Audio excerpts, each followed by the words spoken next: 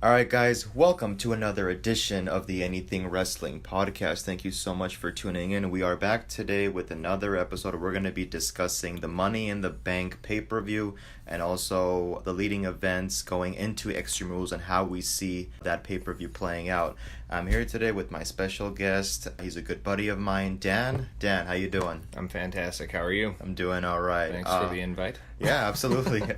So, just for the record, how long have you been a wrestling fan? I've never known. I have kept up with wrestling since 1999. Wow, okay. So, right in the midst of the Attitude Era, at its prime. Okay.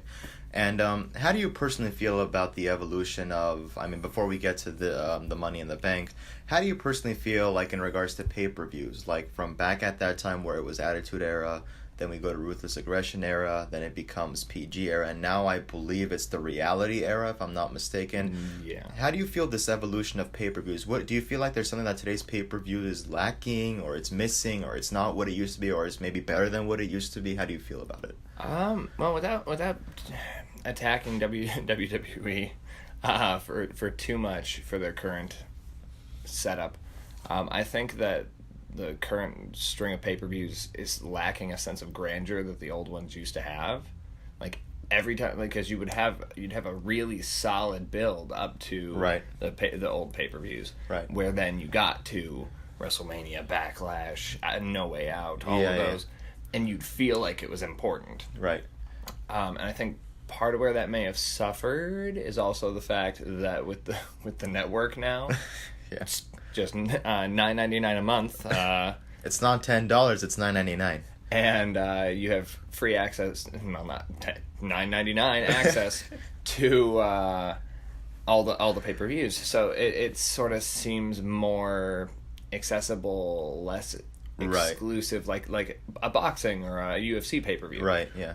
Which I think might have contributed a little bit. Right. But then just your matches, and it might have been superstar power, but your matches, your main card would just pop more than I think they tend to nowadays. Yeah. So you'll have like a match and you'll be like, I'm excited for that match. The rest of it, nah. You're not quite sure how to feel about some of them. Right. No, yeah, no, that I can certainly agree with that. I certainly feel like from a storyline aspect, they did a whole lot more back in the day to kind of build up that match. Yeah. And it seemed like back in the day, whatever they did just made sense. Mm-hmm. You know, whether it was someone getting a push or someone losing a match, it kind of made sense. But I feel like today, you know, the day of the pay-per-view, they go with one thing, and then the next night it could be something completely different, like a night and day difference. Yeah. So like I said at the beginning, we're here. You and I experienced Money in the Bank together live as it was happening. So we're going to go through all the matches here and kind of, I want to get your take on one of them. So we start off with the kickoff show. You got the Bludgeon Brothers versus the Good Brothers for the Smackdown Tag Team Championship. Personally, what do you think of the kickoff shows nowadays, and what did you personally think about this match? The kickoffs makes sense. They're essentially your first match. They're to kind of get you hyped, and if you haven't already subscribed to the network, to get you to commit. But a lot of times I do feel like they tend to be kind of throwaway matches anyway. Right, yeah. No offense to Gallows and Anderson or Harper and Rowan, but this match didn't especially call to me.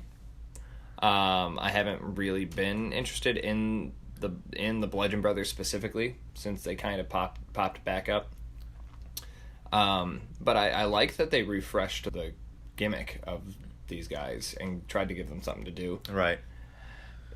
Just unfortunate byproduct that I don't care about that. I feel like the Wyatt family experiment was really good, but then when you had Bray Wyatt he goes on like a losing streak of losing almost every feud, has lost every single WrestleMania to date, which is kind of a heartbreak. And then with the Bludgeon Brothers, it's like I was personally excited to see Harper and Rowan kind of get this repackage. And they look sharp. Like I like their wardrobe because it's a lot cooler looking than the kind of worked out on the construction site all morning kind of thing. The swamp gas gimmick that they had going. But I feel like somewhere down the line, I think WrestleMania is where that ball was a little bit dropped, because the problem with Mania, and I said this for anyone who's listening, we also got a WrestleMania episode, on the series. I feel like at WrestleMania they had that one match with Jimmy and Jay and with the New Day, but because there was so much on the card, they had to cut back. So it was like a 7-minute match, and we know these guys could deliver a match, every single one of them. So I feel like they got this victory where it was a 7-minute match. They win the titles, and then it just kind of fades into the background again. Yeah. But again, I don't think that's necessarily their fault. It's just these guys are just the booking. It's the booking committee. So yeah, I think I'm on the same boat as you, and also with Gallows and Anderson, I feel like from what I hear and New Japan, these guys were a really big deal, and they come to WWE, and it seems like from day one, it's just that ball has been dropped. Yeah, they got a little bit of momentum when they were tagging with Finn, and then it just kind of went back down to whatever they were doing. Yeah. So. Yeah, I feel like with that kickoff show too, in the Attitude Era, I forget what it was called. Didn't they show something at the beginning of pay-per-views? I don't think it was Heat, but it was the show? Yeah, the actual pay-per-view. There was I think they had a short a 30-minute, was it Free for All? Maybe. I think they had some deal a while back, yeah. But I feel like at that time they would use that time to do interviews and build the character and the storyline. Now it's just, I don't got a problem with Renee and a couple of Hall of Famers that, dissecting the matches, but I just feel like, guys, we can use this time to talk about something. Some backstage promos, build the actual hype for the matches instead of having this thing off in the corner that no one's actually seeing. Exactly. So now, anyway, we go to the main card. Now, the first match here, which actually kind of really got the crowd going, Daniel Bryan versus Big Cass. Yeah, Bryan will do that to you. But I think the shocking value is that you look back now, we know something that we didn't know then, is that Big Cass gets released the very next day, or I think 2 days later. And, everyone said that, hey, Big Cass, he held his end of the bargain. He was actually able to go out there and put on a match, and Daniel Bryan was, of course, doing his part. Yeah. What did you personally feel about this match? I have an affection for Daniel Bryan. I'm a fan of his. So any match that I watch of his gets a few bonus points. Big Cass, I hadn't really been sold on anyway. Where did you feel like they went wrong with Big Cass? I just don't think he was ready for the push they were trying to give him. Okay. When they were trying to queue up Roman for the main event. Yeah. You would read things where they were sending him to acting classes to get him more fluid on the mic and all of that, and then Big Cass comes out here and he's just over the top and he's campy and he's loud, and it's like, dude, dial it down.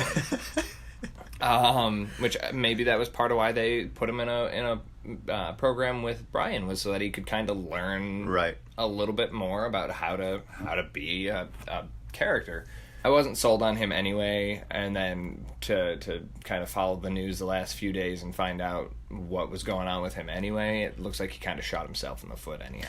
Well, I mean, the first thing that people ran to was, okay, there was that one deal where he had that segment with, the little guy where he was supposed to just give him the running big boot and that's it, but apparently he starts punching the guy. And then there was and I actually, now that I think about it, it does make sense, because I can remember when watching, it was an episode of Smackdown a couple of weeks ago where he cuts this promo on Daniel Bryan. He's in a suit, he's by the stage, and he just keeps on going on and on, just bashing it, and his promo was decent, he wasn't doing horrible, but I just felt like there was this thing where it was just dragging, and I'm like, wow, he's getting a lot of microphone time, okay. Yeah. And then it turns out that he actually went more than he was supposed to. Yeah. So I think when they're trying to give you that push and you go against what the booking committee is repeatedly. Yeah. It's like you said, you're shooting yourself in the foot. So with that, we're going to go down to our other match, Carmella versus Asuka for the SmackDown Women's Championship. Now, of course, this had the surprise element, and, I'm glad that the whole Asuka undefeated thing is completely out of the way, because now is when they can really have fun with it. At first, I feel like it was Asuka's got to stay undefeated until there's a big, big match. But James Ellsworth comes back in disguise. He takes the mask off, gives the wink. Carmella hits that super kick, which is a rare move, as we all know. No one uses it. Nobody. And secures the win. But I feel like they had some fun with this match, and it made sense. Mm-hmm. It's like, yes, Asuka was defeated, but it makes sense. Yeah. So, what did you feel about this match? I've been surprisingly high on Carmella's character growth since they put the strap on her. And surprisingly, she's the only one who's remaining from Enzo, Cass, and, But, yeah, go ahead. But for me, I wasn't a fan of hers when she was on her own, or even the first chunk with Ellsworth, but she's been getting better and better and better, and then they gave her this rub from Asuka, and as you and I have discussed, I'm a fan of Asuka. So, again, same thing with Daniel Bryan, couple bonus points. But, no, good match overall. I had read a couple of things saying, is Ellsworth gonna show up, or is he not? And then he shows up on the apron, and you see him bring his sausage fingers up to take the mask off. And you're like, that's not a woman. That's actually what we were discussing because, I saw the fingers and I'm like, okay, so it's not a woman in there, and I'm like, it's Ellsworth, he's back. But the beautiful part is it makes sense because a lot of people go back to, okay, last year Money in the Bank, he's the controversial guy who grabs that briefcase, tosses it down to her, so it's like they're paying attention to that, okay, here we are a year later, that same pay-per-view, let's add on to the name of the pay-per-view, So I think it was a good call by WWE to kind of have him come back now, and I think he was there on Smackdown too, so I think it's a deal where they're really going with this, which is no problem because it's like you said, when they were together, I think Ellsworth kind of was able to adapt and change his character and kind of become that guy. So I think they got a good run now that she's the champion and they can really go through with it. Yeah, and with his intergender championship thing over in the Indies, WWE might even be okay putting him in matches against some of the girls, and that could be entertaining. I mean, okay, side thing. I have reason to believe that one day intergender matches will become a thing.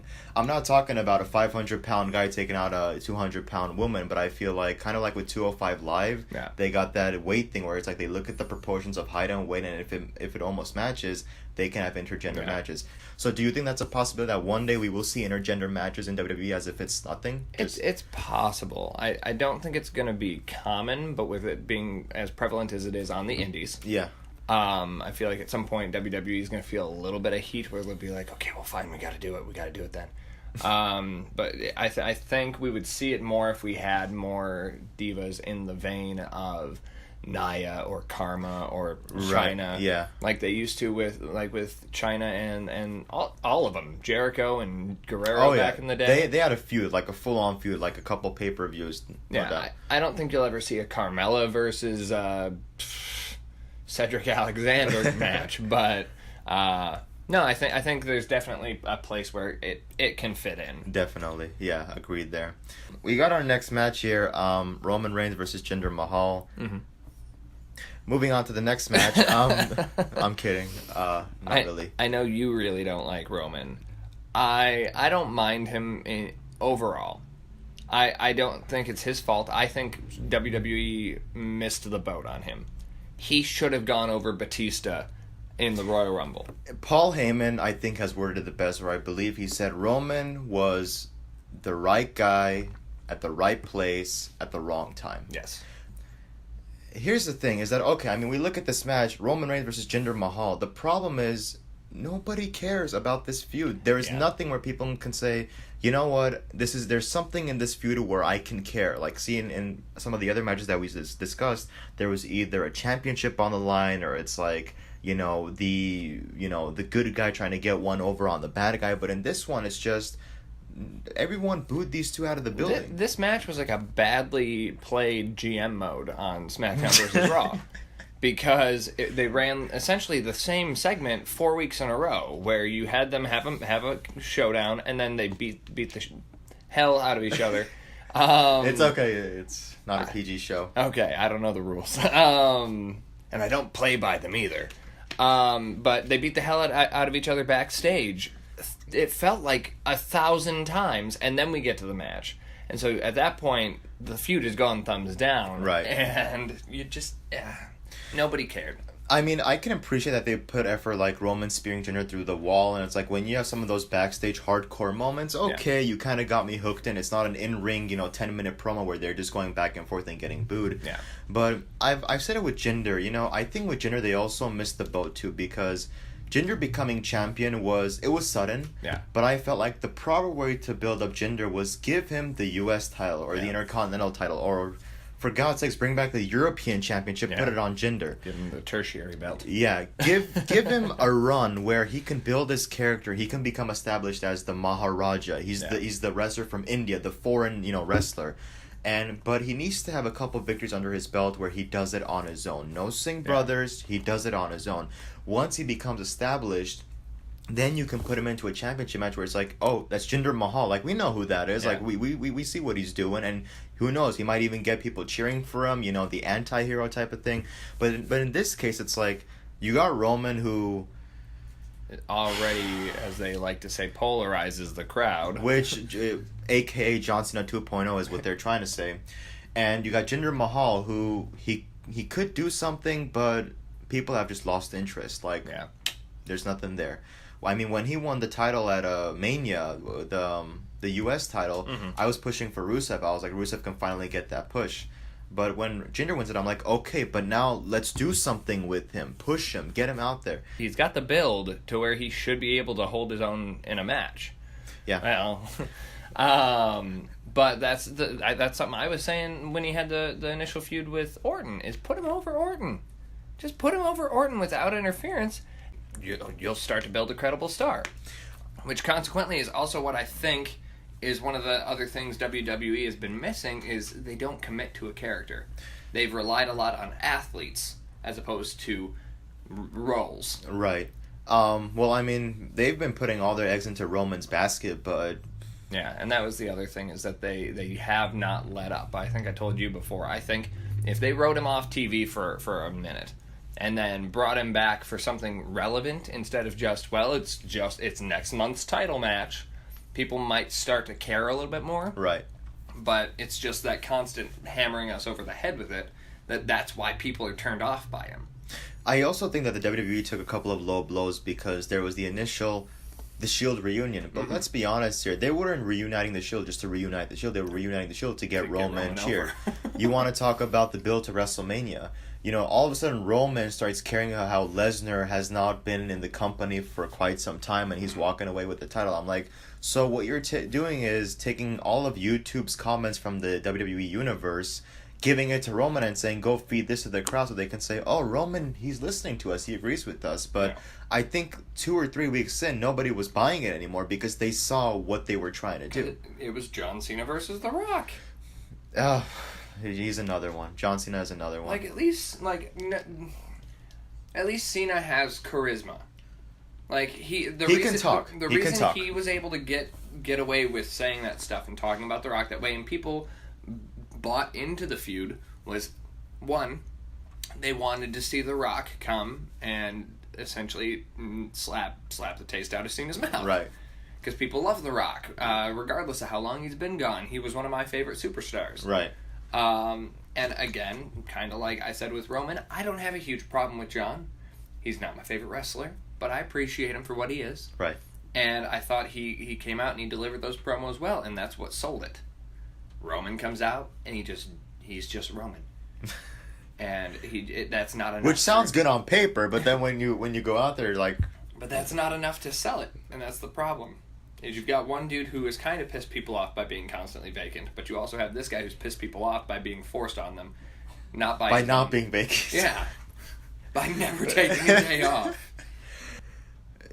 I've said this before we go to the next match. A final comment about Roman is, maybe you agree, maybe you disagree. But I feel like Roman should be the character who's a guy of a few words. Yeah. Because in the Shield, we heard him talk, but it was select moments when they had the most impact. Yes, select moments, one sentence, sometimes even one word. The crowd would cheer. That's it. And then I think once they made him win the Rumble and now he's having 10, 15 minutes on the mic, people are like, guy? And they hurt him by making him be a goofy person. Right up Is front. This about that succotash promo? It's that whole chunk of time, though. He was real campy and jokey, and if you want a main event star, don't, especially with one that looks like Roman. Roman is not clean cut and goofy looking like John Cena is. he has the look of a guy who should be stoic and quiet and intense. Right, yeah. And so you don't send him out there and have him make jokes. You have him go out there and back up his words. Right. And I think that's where Roman got hurt even more. One example that... So we were just talking about Shield reunion.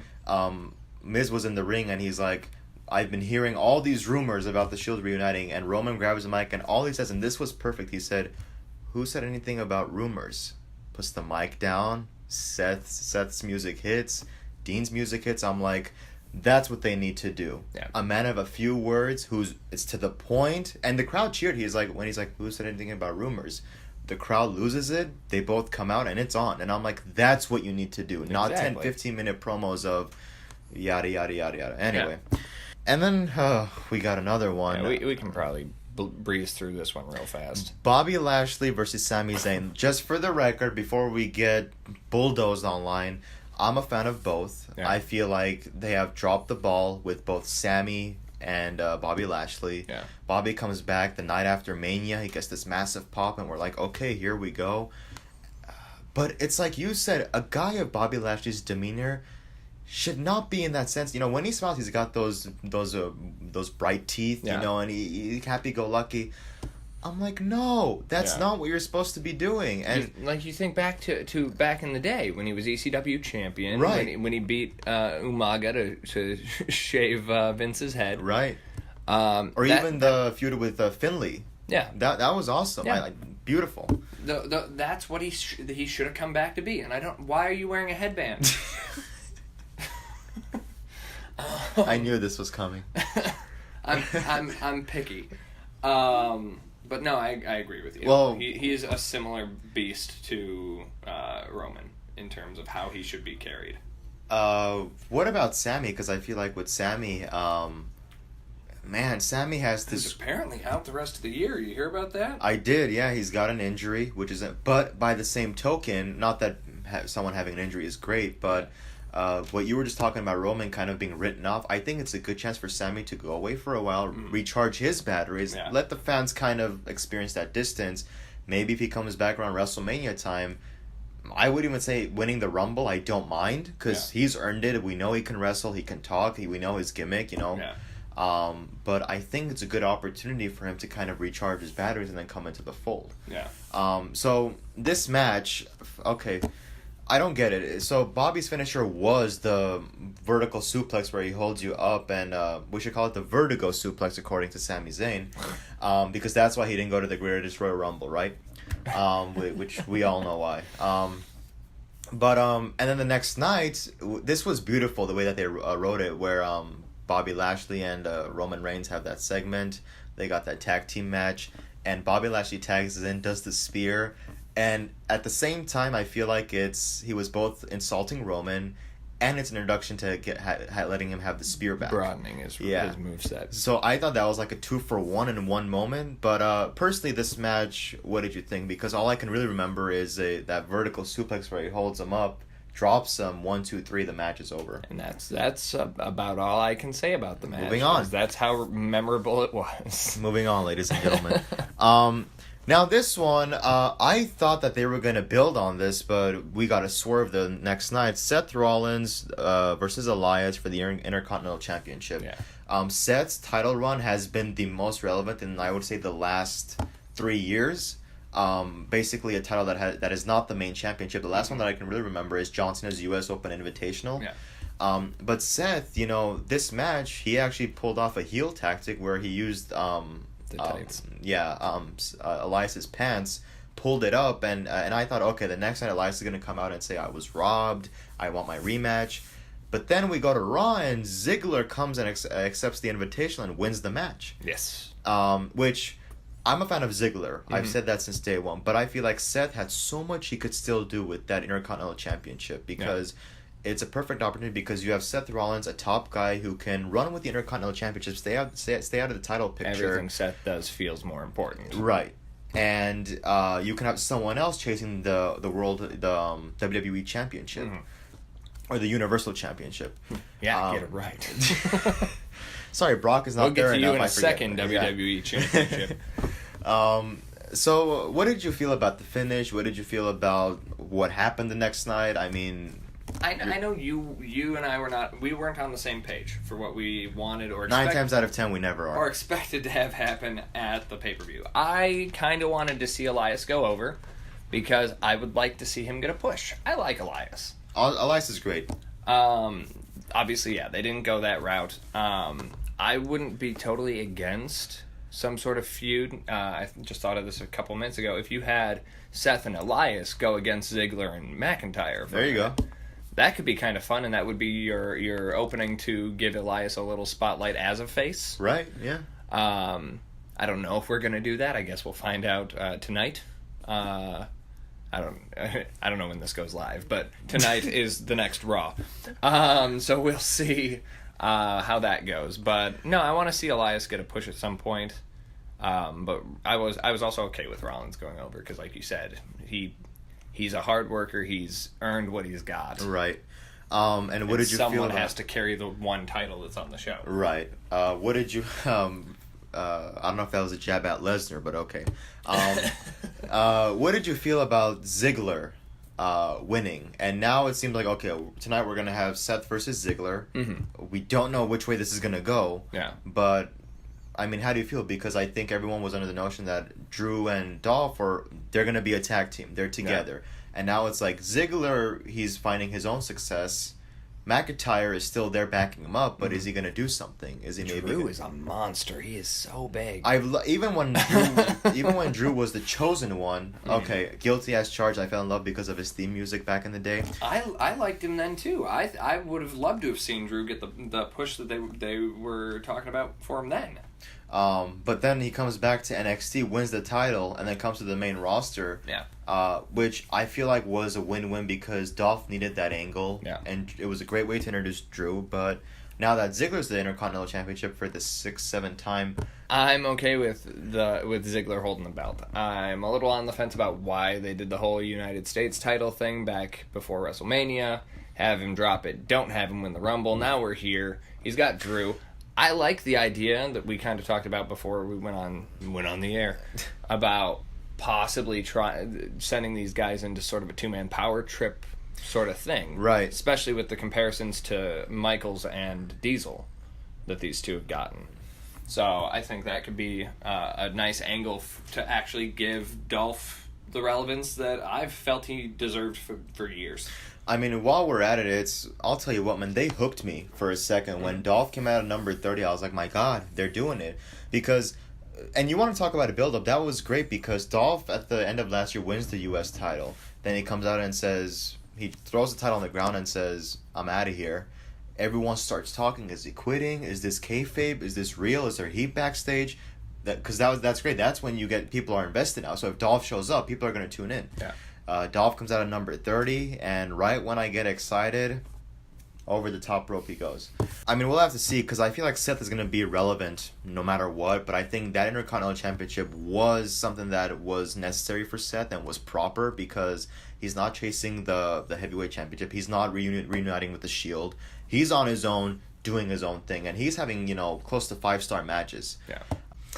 And I do think that this might also have been another opportunity for them to shift him back over toward the main event scene for at least a little bit. So that makes sense.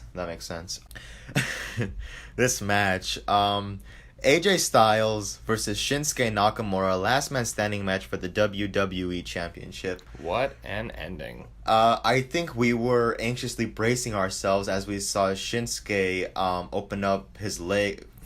This is PG, I swear. Shinsuke opens up his legs and does the come on, and you and I, we were like cringing because we knew what was coming. Yeah. AJ Styles, man, low blow Shinsuke, but the match was great. Foot to groin. Knee to face, I think. But, I thought that Shinsuke, the whole time I was like, I hope Shinsuke wins, because Shinsuke, another example of, was hot in NXT, comes to the main roster, and they just dropped the ball on this guy. Yeah. And I was hoping that with Shinsuke winning, we can maybe shift AJ Styles to some other thing, have Shinsuke be at the forefront, But even though let AJ lift up the mid card for a minute, right? Yeah. Which I know AJ would not have a problem with because he doesn't seem like a selfish, self-centered person. But with Shinsuke not winning, I was like, God damn, like that was a great match. These two delivered. And it made sense because it's like the face who finally gets a chance to shove the tactic of the heel like back at him by low blowing him. And the next night or two nights later at SmackDown, I think now they're having the program with Shinsuke and Jeff Hardy where Jeff's like, my eyes were closed, now they're wide open. They got the whole paint thing going on again, which I feel like is good because you have the Enigma, like the high flyer versus the King of Strong style. Yeah. So what did you think about this match? I liked it. I think this was more on par with what their WrestleMania match should have been. Should have been, yep. But I think I've also made the comment to you before that if with Nakamura not winning this match, this was a wasted feud. I think it would have been better if at Mania you shocked people with the heel turn in the match and had Nakamura go over. Right. And this is when AJ reclaims the belt. Okay, makes sense. But that I don't book the matches, so can you? It'd be fun. Give me a call, Triple H.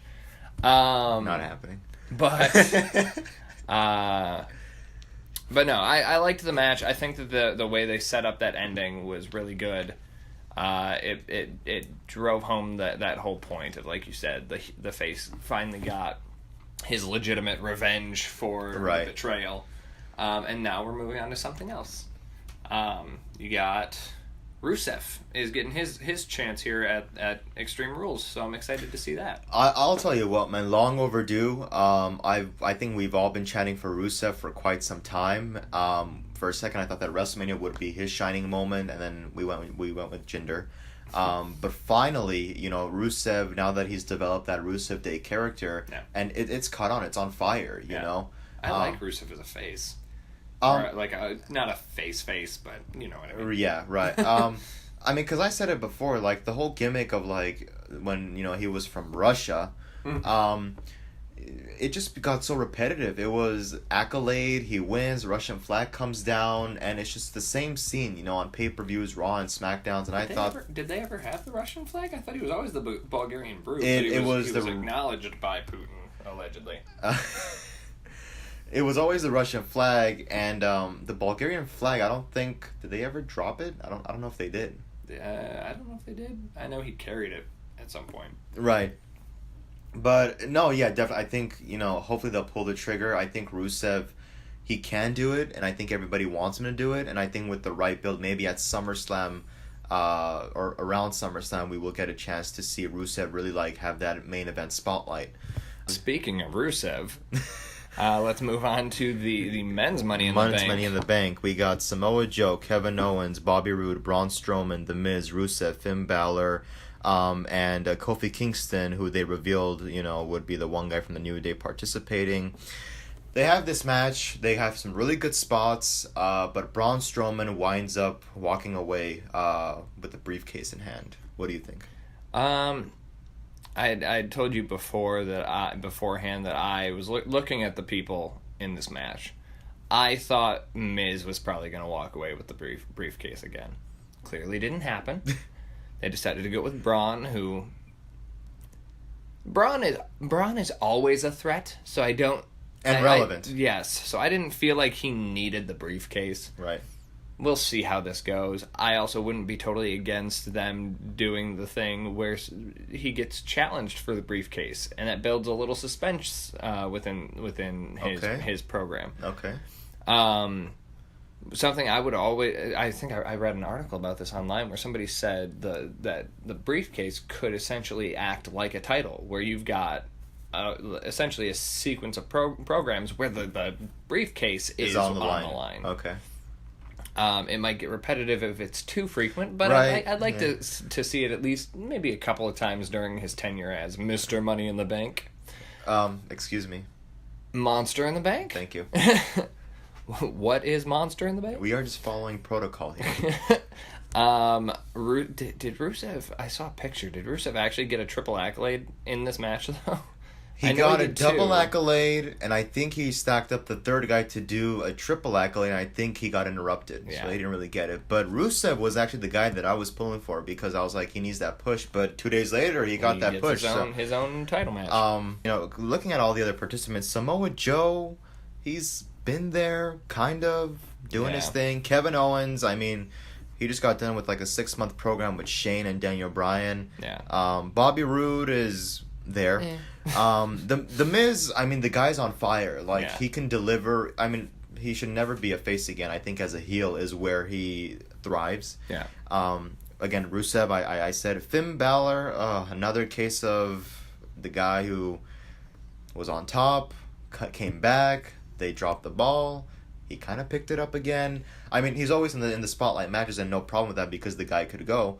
Well, he was also a victim of circumstances because he was the first ever Universal Champion, and then Seth had, what was it, dislocated his shoulder? I threw him into the barricade, and he had to pop his shoulder. God bless you, Finn, for finishing that match, because that was early on.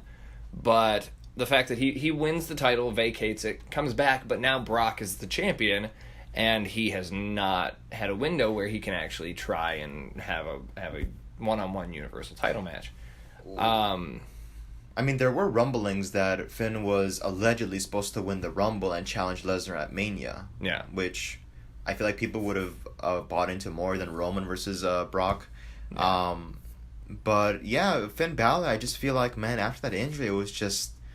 I feel like that time away was kind of like... Because there was one match, the infamous match, where Kane beats Finn in like 7 minutes with like 2 choke slams. Yeah, when they... I don't even remember why he came back. Was he even back for more than 2 shows? He was just making an appearance fighting someone, and then Finn decides to build to a triple threat with Braun and Brock, wasn't it? Was it? It was that program where somebody rips down the scaffolding. I think it was Braun rips the scaffolding down on the two of them. But was Finn integrated in that? No. I'm saying that was when they were trying to push Kane so that he would be on the same level as the other two. Yeah, right. So yeah, with Finn, like, he's been there, but it's just like he does good, and then he kind of, But that would have been a good program to run. Is you have the first ever Universal Champion finally getting his shot against the longest reigning we know why. So yeah, back to the hold the match in Chicago. What do you want, CM Punk's chat just echoing around the arena? But yeah, this match I feel like there were some good spots. Yeah. They elaborated on the whole Kevin Owens trying to have everybody team with him to take out Braun, and then Kevin gets his when Braun just rips him off that ladder and he goes crashing down. Yeah. I mean, I don't necessarily have a problem with Strowman winning. I think if they really want to, make bank off of this, is have Braun do that thing where he comes out and says, I'm letting everyone know when I'm cashing this in. I want Brock Lesnar at SummerSlam for the Universal Championship. Yeah. There you go. Biggest event of the summer, second biggest pay-per-view. And you go, marquee match. And yes, they did have the squash match like a year back where Brock beat him in like 10 minutes, which I still don't get why. But I feel like this time around, build on that. Like, have that moment where Braun just does not stay down and Brock keeps on coming, but... 27 F5s. So, yeah, we'll have to see how everyone's aftermath happens after that. But now we come down to the women's Money in the Bank match. Lana versus Natalya versus Alexa Bliss versus Charlotte versus Ember Moon versus Becky Lynch versus Naomi and Sasha Banks. Money in the Bank contract, second ever women's Money in the Bank match. Alexa Bliss takes the contract. I personally, and I think along with everybody else in the arena, who obviously was going berserk when Becky Lynch had her hands on the briefcase, I was voting for Becky Lynch on this one because I feel like she has just... I mean, the poor thing, she's charismatic. As a face, she knows how to engage with the audience. And I feel like she had really fallen down that card. Yeah. And she was just lost in the shuffle and kind of doing a thing or two here and there. And I felt like this was her time to get that briefcase and use it to her advantage to cash in. Yeah. But what did you think about this match? Again, I thought this was a pretty good match overall. I was telling somebody else that I'm glad that WWE keeps giving Lana matches, because I like to see that she is getting airtime to improve. I'm surprised that they put her in a ladder match. And she took some bumps, like, on the ladder, so... So good on her. While you're saying that, for a brief second, I thought they were going to go with the whole power couple angle, where Rusev wins the men's Money in the Bank, and then Lana wins the women's Money in the Bank. That could have been something. And the best part, they would have both won it on Rusev Day. Rusev. Natalya, I was considering Natty as a potential winner, because I thought they might have done the angle where Rousey goes over Naya and then Natty cashes in on her. Didn't happen. We saw a similar thing play out with Bliss, but overall, the only other person on the list that I was into having win was actually Ember. Charlotte? Oh. No. He hates Charlotte, so I'm pulling his leg here. But no, I wanted to see Ember Moon win, because I felt like it would have been a nice culmination on her ascension to the main roster, because they've made her a pretty decent performer at best. Yeah, she's. I mean, it's not her fault. Yeah, she's had some success so far, and I thought that would have been a good way to kind of keep it going. Yeah. Wouldn't have made a whole lot of sense in the immediate, like what they had planned, but that's what I was liking. But you and I, we're both fans of Alexa Bliss, so I'm by no means upset that they gave her the Money in the Bank briefcase, or the fact that she's Raw Women's Champion again. Yeah. I was, no offense, Naya, I didn't want Alexa to lose the belt to Naya in the first place, but I understood what they were doing. I always go off of the relevance of a superstar, because Alexa Bliss is one of those examples where even if she doesn't have the belt, she can be relevant. And that's not a knock on anybody else. It's just, it depends on how much airtime they get, how they are pushed, and as we said, the infamous, the writing committee, how they book the superstars. But I didn't have a problem, and the arena erupted, when she grabbed the briefcase. And then we get to our next match, and this follows Nia Jax versus Ronda Rousey for the Women's Championship. I will say this, Ronda, she can go. She had a doubter in me. I don't have a problem with her. It's just when she comes out and says, WWE was always my passion. It's always what I wanted to do. Yeah. I put that into question just a little bit, because I questioned, well, if WWE was your ultimate goal, why the UFC? Yeah. Because what it sounds like is she goes to the UFC, she becomes the person to talk about, loses the belt, and then has a sabbatical, and then now here we are in the WWE, where Ronda Rousey is coming to WWE right after the first ever Women's Royal Rumble, so let's not give any chance for Asuka to bask in that glory. Let's just bring her out. But pour one out. Yes. But so we come to the end of this match. So Ronda Rousey has the arm bar on Nia Jax, and I hated the fact that Nia tapped out on the Raw before, because I felt like their whole angle was, how is Ronda Rousey supposed to get the arm bar on Nia? She gets it. It was a dumb angle anyway. The arm bar, you can put the arm bar, the arm is not attached to the side of your body. You can put the arm bar on anybody. Continue. Sorry. It's all right. It's one of our favorite moves from the 1004 holds that we know. WCW joke for everyone who doesn't get it. But so this is what I hated when Nia, she starts screaming when Ronda starts separating Nia's fingers. Nia starts screaming, like she's reality is setting in. But I absolutely, we're talking before Alexa Bliss comes in with the briefcase. I'm like, no, Nia is not, she's supposed to, if she's, struggling and, she's trying to, try to wrestle out of it, I would have said yes, but when she starts yelling, I'm like, oh my god, because then you have everyone convinced that, okay, she's going to tap out. It's like, you give it away without giving it away. But then, out of nowhere, Alexa Bliss comes out, just hits Ronda Rousey and Nia with the briefcase.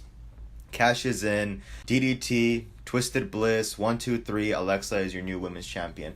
And fun fact, that was originally supposed to be the last match on the card. Yeah. However, the writing committee felt like we want to send everybody home happy. So Braun Strowman wound up closing out the show. Little did they know. But 5 feet of fury. But what I want to also address is all the comments that I saw online. Everyone was saying Alexa Bliss is only sucking up, and she's got the attention of all the writers because she's beautiful, and it's looks, and it's this, and guys, all of that is probably true, but that's not the point. Go ahead. I mean, we were just talking about this before we started recording. Is if everyone goes back and if you take a look, she did not participate in the first ever Women's Royal Rumble. Mm-hmm. Yes, she was champion, but that's an opportunity that she didn't have. Yes. She loses at WrestleMania back to back. She lost last year and she lost this year, both times losing the Women's Championship. Then she loses again on Raw the next night with Ember Moon's debut. Mm-hmm. Then she loses again at Backlash to Nia Jax in the rematch. So I'm like, so we're going to completely dismiss the 5 losses that she has and the one time that she wins. And by the way, her character is probably the most... It's the one where you love to hate. She's like the new Stephanie, where she's so good. She can turn it. She can she can be all tearful and say thank you to everyone, and she will just turn it. But that's what I love. Alexa's one of the best characters in the women's. No question. She's got the gimmick. She's got the mic skills. She can wrestle, for the record. But how did you feel about all of this? Like, Alexa wins, cashes in, gets all this backlash for it. How did you feel? Like I was saying, I feel like all of the frustration and anger misplaced, but also means that her character is fulfilling its purpose. Because if you're the type of fan who can acknowledge a heel for being good at their job and separate that from how you feel about the character itself, you know that Alexa goes out there and she does her job and she's good at it. And so I love her as a person and a character. I think she deserved this. I was telling you beforehand, I don't think she should have lost to Naya, personally. But WWE had plans for apparently Nia Jax versus Ronda Rousey, which never clicked with me either, because I don't really know who was a heel or face in this feud. Naya doesn't matter anymore. Not anymore. But that's a note that I have for if we shift over here to Extreme Rules here in a minute. Which we will for a second, but on your comments about Alexa going over at Mania, I think the one problem was that Nia Jax's push was long overdue. Yeah. So I feel like everyone was just begging, like, let's do it, make her champion, give her that moment. Yeah. Because I've loved Alexa since she debuted, on the main roster. But with Nia, I felt like that push should have come like a year and a half prior to WrestleMania. Yeah. Winning a title or becoming like relevant as a champion, as a superstar. But when she took on, like, I feel like the match with Alexa Bliss, at first I feel like it went on for too long. Yeah. But then I watched it a second time and I was like, you know what? No, I think the story is actually really good, where Alexa just keeps on coming at it, but then Nia just pulls out this top rope Samoan drop and just drops her, knocks the wind out of her, and that's it. And the crowd erupts when she wins. Yeah. But I feel like as soon as the next day, completely irrelevant. They did not do anything. It was just a bunch of anti-bullying speeches. That whole feud felt a little weird. A little weird and weak. Yeah. So, now that we've covered the Money in the Bank, I want to slowly shift over towards the Extreme Rules pay-per-view. Right now, what we have booked in, like we said, we got AJ Styles versus Rusev for the championship, which makes sense on every single level. I don't think, anyone can say, no, this match was out of the blue, it doesn't make sense. It does. Then we got, we were just talking about this, Alexa Bliss versus Nia Jax. These are so far all the matches that they have. Announced ones that they have. We don't know what's getting penciled in. But personally now, as we shift from Money in the Bank to Extreme Rules, what are some of the things that you want to see? How do you feel about the pay-per-view? Because for a pay-per-view that's called Extreme Rules, last year they had this match where it was, if Dean Ambrose gets disqualified, he loses the Intercontinental Championship. Mm-hmm. I don't know if you remember that match. Yeah. And the whole time we're like, wait, this is Extreme Rules. There's no rules. It's not supposed to be if you're disqualified. So, it's supposed to be like every match is supposed to be an Extreme Rules match. There's supposed to be weapons into play. How do you feel about this match card so far, and what are you looking forward to seeing the most? So just looking at these, I don't think there's any gimmicks announced yet. I would like to see Rusev get a run with the belt. I don't want to see it now. So let AJ go over this pay-per-view, maybe have Rusev go over the next one. SummerSlam. Yeah. And then as we move forward for the third time this year, and I hope it doesn't become, I mean, now something tells me, so we're talking about the Nia Jax versus Alexa Bliss match. Will Rousey's suspension be lifted by Extreme Rules? Does that fulfill the 30 days? I don't know, but it wouldn't be the first time we've seen a suspension waived. Because I feel like Rousey is right there to interfere, and who knows, maybe we might see a triple threat at SummerSlam. You know, Bliss, Naya, and Rousey, which that's something that I would be excited to see that, no doubt. It builds on Ronda trying to get revenge on Bliss, but then Naya, when she's trying to get her rematch, Rousey comes in and screws her over. So now we got two rivalries that we could just combine into a triple threat and call it a day. And now Alexa and Naya are best friends again. But no, as far as this one goes, we just got out of this one with Rousey where it seemed like Naya was sort of the heel. She was sort of the antagonist. She became the Big Show over the last 3 weeks, just switching back and forth. Yeah. Without you knowing. And now we're here and we're supposed to be sympathetic because Alexa just stole her belt. So is Naya a face again? Is she the anti-hero? Is she... Yeah. How are we supposed to feel about this? I guess we'll find out tonight on Raw. So, once again, are there any matches that have not been announced yet that you would like to see or you feel like has been a long time coming? Whether that's a gimmick match or just a straight-up one-on-one match. I wouldn't... We were talking about the whole briefcase thing and maybe it finding its way into being on the line. With what we saw last week, we could, instead of Owens being in this match, maybe Owens and Braun have a match over the briefcase. There you go. And that's an Extreme Rules. Other than that, because this is a dual-branded show again, we're probably going to see Carmella and Asuka fight again. Probably, yeah. You got the whole Extreme Rule aspect, so anything goes. I don't know what you'd do there. Maybe we'll do a shark cage match again, and Ellsworth is above the ring. Just hope he doesn't have any oil on him so he can grease through the... I mean, I want to see what happens. You know, right now the one guy who I care about first and foremost is Seth Rollins. Yeah.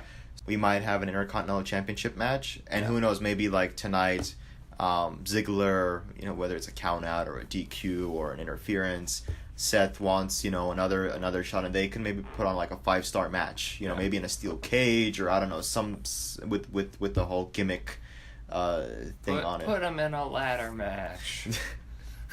That fixes everything, right? So there you go. There you have it. So there you go, guys. We jumped from Money in the Bank to Extreme Rules. We'll have to see what happens. Once again, Dan, thank you so much for being here. Pleasure. Once again, guys, don't forget to check out the first couple episodes, which I will leave a link in the description below. And we want to thank you, everyone who's tuning in, and we will see you all next time.